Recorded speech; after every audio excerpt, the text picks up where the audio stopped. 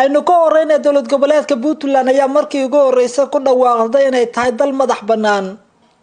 wareegta ka soo baxda dowlad goboleedka Puntland oo ay soo saartay xukuumaddu ayaa loo isticmaalay ereyga ah dal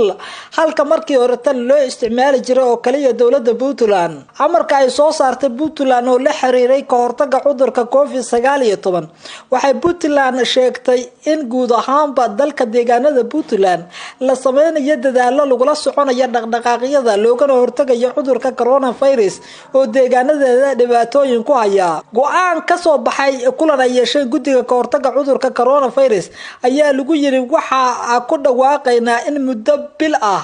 dalka la geliyay foojignaan dheeriya si loo xakameeyo COVID-19 waxaa muddo bil ah sidoo kale dib loo dhigay imtixaankii dugsiyada dhexe iyo sare ee deegaanada Puntland si loo ilaaliyo badqabka caafimaad ee ardada Puntland waxay sidoo kale go'aanka ay ku sheegeen in goobaha madarasooyinka iyo goobaha quraanada lagu dhigto ay guud ahaanba sii xirnaa doonaan erga isticmaalka Puntland ay isticmaashay dalka waxa uu dad badan oo Soomaaliyeed durbadiiba bilaabeen inay ka soo jawaab celiyaan taas oo ay ku tilmaameen inay tahay eray qalad ah loona adeegsaday si aan ka fiirsi lahayn oo Puntland ay ku doonayso dowladnimada iyo sidoo kale midnimada Soomaaliyeed ay ku kala dhantaasho